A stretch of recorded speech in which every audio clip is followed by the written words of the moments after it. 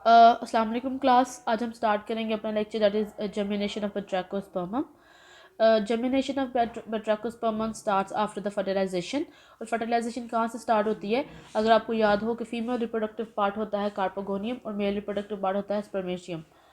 जब स्पर्मेटियम में से स्पर्म निकल के कार्पोगोनियम के ट्राइकोगाइल के ऊपर आके अटैच होता है, ट्राइकोगाइल में से एक पैसेज बनता है और जो उसका नीचे स्वालन पोर्शन होता है माइरोफोर, उसके अंदर जाके फर्टिलाइजेशन टेक प्लेस होती है और वहाँ पे जाइगोट बन जाता है।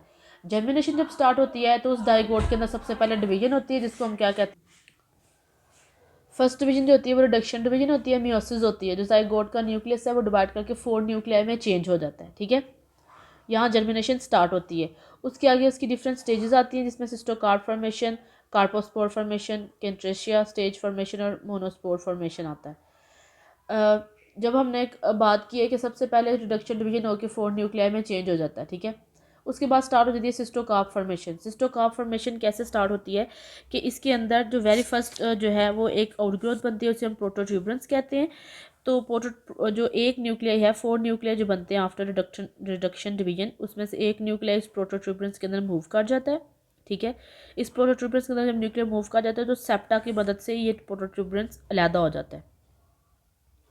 उसके बाद एक और प्रोटोट्यूबरेंस बनता है कार्पोगोनियम के अंदर। तो जो रिमेनिंग 3 न्यूक्लियाई हैं वो उसके अंदर माइग्रेट कर जाते हैं। ये प्रोटोट्यूबरेंस क्या करते हैं? ये प्रोटोट्यूबरेंस डिवाइड करते हैं और गुनीमोब्लास्ट फिलामेंट बना देते हैं। कौन से प्रोटोट्यूबरेंस? जिनके अंदर 3 न्यूक्लियर मूव कर रहे हैं। ठीक है, वो जो दोनों ये सारे जो प्रोटोट्यूबरेंस बनते हैं इसके ऊपर ये क्या करेंगे? डिवाइड करेंगे और गुनीमोब्लास्ट फिलामेंट बना देंगे। कार्पोगोनियम के ऊपर जो ग्नीमोब्लास्ट होते हैं, कार्पोगोनियम अलोंग विद दीज ग्नीमोब्लास्ट, इसको हम क्या कह देते हैं? सिस्टोकार्प स्टेज कह देते हैं। क्लियर? समझ आ रही है बात कि पहले क्या होगा? कार्पोगोनियम के ऊपर एक प्रोटोट्यूबरस बनेगा, उसके अंदर एक न्यूक्लियर मूव करेगा, सेप्टा की मदद से वो कट ऑफ हो जाएंगे। फिर दूसरा प्रोटोट्यूबरस बनेगा, बाकी के 3 न्यूक्लियर उसके अंदर मूव कर जाएंगे। फिर ये प्रोटोट्यूबरस डिवाइड करके गुनीमोब्लास्ट बनाएंगे और गुनीमोब्लास्ट और कार्पोगोनियम मिल के क्या बना देंगे? सिस्टो कार्प बना देंगे। क्लियर? फिर आ गया कार्पोस्पोर।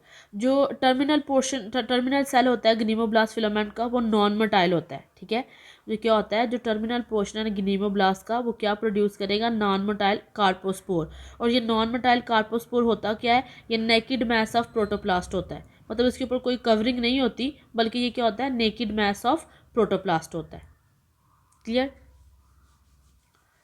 उसके बाद बात आ जाती है क्रस्टेशिया स्टेज की। जो क्रस्टेशिया स्टेज है ये कैसे बनता है? सबसे पहले क्या होता है कि जो कार्पोस्पोर है ना, जो कार्पोस्पोर कहाँ पे बना है? ग्नीमोप्लास्ट के टिप पे, वो सेपरेट आउट हो जाएगा। हम बात कर रहे हैं कि वो क्या है? नेकिड प्रोटोप्लास्ट है, नेकिड मैस ऑफ प्रोटोप्लास्ट है। तो सेपरेट आउट होने के बाद वो सबसे पहले क्या करेगा? अपने गिर्द एक वॉल सिक्रीट कर लेगा। ठीक है, वॉल सिक्रीट करने के बाद वो एक सूटेबल इन्वायरमेंट में सेटल डाउन हो जाएगा।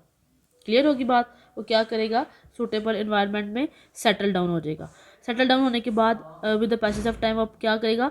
वो एक पैरेन्काइमेटस सेल्स की पॉड बना लेगा। मतलब पहले एक सेल है, पॉड का मतलब फली, तो वो इलोंगेटेड इन शेप हो जाएगा और उसके अंदर क्या होंगे? सिर्फ पैरेन्काइमेटस सेल प्रेजेंट होंगे। क्लियर? उसके बाद उसके अंदर क्या बनेगी? एक स्मॉल आउटग्रोथ बनेगी। कार्पोस्पोर की एक साइड पे क्या बनेगी? स्मॉल आउटग्रोथ बनेगी।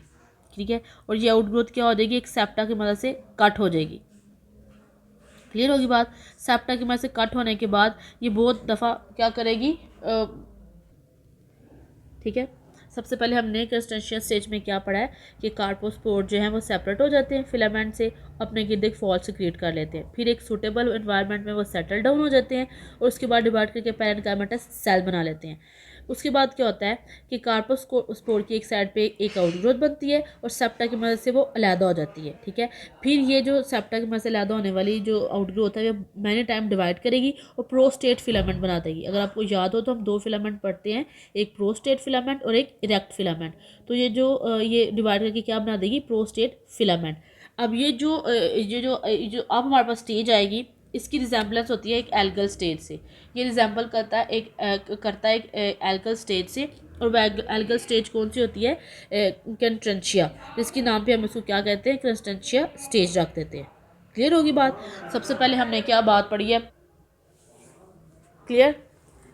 उसके बाद जो हमने सबसे पहले क्या पढ़ा है, सबसे पहले हमने बात ये पढ़ी है कि कार्पोगोनियम के अंदर रिडक्शन डिवीजन के बाद एक प्रोटोट्यूबरेंस बनता है। प्रोटोट्यूबरेंस के अंदर एक न्यूक्लियर मूव करता है और वो सेप्टेगमा से अलग हो जाता है। फिर एक और प्रोटोट्यूबरेंस बनता है, 3 न्यूक्लियर उसके अंदर मूव करते हैं और कट हो जाते हैं। फिर ये प्रोटोट्यूबरेंस डिवाइड करके गनीमोब्लास्ट बनाते हैं। गनीमोब्लास्ट और कार्पोगोनियम मिलकर क्या बनाते हैं, सिस्टोकार्प। फिर कार्प की टिप के ऊपर नेकेड प्रोटोप्लास्ट वाला कार्पोस्पोर बन जाता है। फिर कार्पोस्पोर डिटैच हो जाता है, अपने गिर्द एक वॉल सिक्रीट कर लेता है। स्पेसिफिक एनवायरनमेंट में जाके क्या होता है, सेटल डाउन हो जाता है, पैरेन्काइमेटस सेल्स को अपने गिर्द बना लेता है। फिर ये डिवाइड करके क्या बना देता है, प्रोस्टेट फिलामेंट। इसकी रिजेम्बलेंस होती है कंस्टेंशिया स्टेज से, जिसके नाम पे हम इसे क्या कह देते हैं, Chantransia stage. It's a juvenile stage. Juvenile कहते हैं यंग स्टेज को। ये कौन सी होती है, यंग स्टेज। इस यंग स्टेज के ऊपर क्या बनते हैं, फिर मोनोस्पोर्स बनते हैं। क्लियर हो गया। अब मोनोस्पोर्स क्या होते हैं, मोनोस्पोर जो होते हैं ना वो टर्मिनल टिप पे बनते हैं, ठीक है, टर्मिनल सेल्स से बनते हैं। फिलामेंट के जो टर्मिनल सेल्स होते हैं वहाँ पे मोनोस्पोर्स बनते हैं। ये नॉन मोटाइल होते हैं और यूनिन्यूक्लिएट होते हैं और ये मोनोस्पोरेंजिया के अंदर बनते हैं। क्लियर। मोनोस्पोर्स के होते हैं नॉन मोटाइल यूनिन्यूक्लिएट और ये मोनोस्पोरेंजिया के अंदर बनते हैं, ठीक है। जो कुछ सेल्स होते हैं कंस्टेंशिया स्टेज के, जो कुछ सेल्स होते हैं वो स्वेलअप कर जाते हैं, ठीक है। अब मैं आपको ये बताने लगी हूँ कि मोनोस्पोरेंजिया कैसे बनता है, क्योंकि देखिए ना जो मोनोस्पोर्स है ये कंस्टेंशिया स्टेज पे बन रहे हैं ना, तो कंस्टेंशिया स्टेज के कुल सेल्स क्या होते हैं, स्वेलअप कर जाते हैं, स्वेलअप करके वो मोनोस्पोरेंजिया बना देते हैं और मोनोस्पोरेंजिया के अंदर फिर क्या बनते हैं, यूनिन्यूक्लिएट मोनोस्पोर्स बनते हैं। क्लियर हो गया। अब जो मोनोस्पोर्स हैं ये क्या कर देते हैं, लिबरेट कर देते हैं मोनोस्पोरेंजिया के अंदर और डेवलप करके अगेन क्या बना देते हैं, कंस्टेंशिया स्टेज बना देते हैं। क्लियर। और पहले हम पढ़ चुके हैं कि इस कंस्टेंशिया स्टेज से क्या बनते हैं, प्रोस्टेट फिलामेंट बनता है। फिलामेंट प्रॉपर एक और सेल्स होती है उनसे इरेक्ट सिस्टम बनता है और प्रोस्टेट सिस्टम किस में बनता है, कंस्टेंशिया स्टेज से। क्लियर होगी बात। आज हमने क्या पढ़ी है, जर्मिनेशन। जर्मिनेशन में सबसे पहले हमने क्या पढ़ा है कि रिडक्शन डिवीजन होती है। रिडक्शन डिवीजन के बाद क्या होता है, कार्पोगोनियम के अंदर एक प्रोटोट्यूबरस बनता है, उसके अंदर एक न्यूक्लियर मूव कर जाता है, दूसरा प्रोटोट्यूबरस बनता है, उसके अंदर 3 न्यूक्लियर मूव कर जाते हैं। सेप्टा की मदद से ये दोनों प्रोटोट्यूबरस अलग हो जाते हैं, इनमें डिवीजन होती है, ये गनीमोब्लास्ट बन जाते हैं। Gonimoblast along with the carpogonium known as cystocarp. Cystocarp की टिप के ऊपर एक नेकेड प्रोटोप्लास्ट वाला क्या बन जाता है, कार्पोस्पोर। कार्पोस्पोर अलहदा हो जाता है, ठीक है, अपने गिर्द एक सेपरेट वॉल सिक्रीट कर लेता है और पोड ऑफ पैरेन्काइमेटस सेल्स बन जाता है। उसके ऊपर फिर एक आउटग्रोथ बनती है, आउटग्रोथ डिवाइड करेगी, प्रोस्टेट फिलामेंट बना देगी। इसकी रिजेम्बलेंस होती है एक एल्गल स्टेज से, जिसे हम क्या बोलते हैं, कंस्टेंशिया, जिसकी बेस पे हमने इसका नाम क्या रख दिया, कंस्टेंशिया स्टेज। इसको हम जुवेनाइल स्टेज भी बोलते हैं क्योंकि ये क्या है, यंग स्टेज है। मोनोस्पोर फॉर्मेशन। मोनोस्पोर फॉर्मेशन हम क्या कहते हैं, एक कंस्टेंशिया स्टेज के कुछ सेल्स डेवलप करके मोनोस्पोरेंजियम बना देते हैं। मोनोस्पोरेंजियम के अंदर यूनिन्यूक्लिएट नॉन मोटाइल मोनोस्पोर्स बनते हैं। ये डिवाइड करके अगेन कंस्टेंशिया स्टेज बना देते हैं और Chantransia stage give rise to prostrate system. Clear होगी बात। ओके, इसके बाद हम इसकी देखते हैं alternation of generation. Alternation of generation में आपको पता है कि इसमें डोमिनेंट फेज कौन सी है, गिमीटोफाइट। डोमिनेंट फेज कौन सी है, गिमीटोफाइट इसकी डोमिनेंट फेज है। तो गिमीटोफाइट में दो जो है इनके कौन से गिमेटेंजिया हैं, स्पर्मेटेंजिया और कार्पोगोनियम। इनमें क्या बनते हैं, गिमीट्स बनते हैं। गिमीट्स मेल और फीमेल गिमीट्स बनते हैं। स्पर्मेटेंजिया में मेल गिमीट बनेंगे, कार्पोगोनियम में फीमेल गिमीट बनेंगे। दोनों गिमीट्स आपस में यूनाइट करके क्या बना देंगे, डिप्लॉयड जाइगोट, ठीक है। और जाइगोट फिर डिवाइड करेगा, जो अभी हमने सारा प्रोसेस पढ़ा है, ठीक है। ये कि जाइगोट मियोटिकली डिवाइड करेगा और क्या बनेगा, गनीमोब्लास्ट। गनीमोब्लास्ट से क्या बनेगा, कार्पोस्पोर। यही पढ़ा है ना, यही तक हमने सारा पढ़ा, अभी जो हमने पीछे डिस्कस किया है। तो इसको हम जो जिस स्टेज के ऊपर गनीमोब्लास्ट बन रहा होता है और कार्पोस्पोरेंजिया बन रहा होता है उसको हम कहते हैं कार्पोस्पोरोफाइट, क्योंकि ये कौन सी स्टेज होती है, स्पोरोफाइट।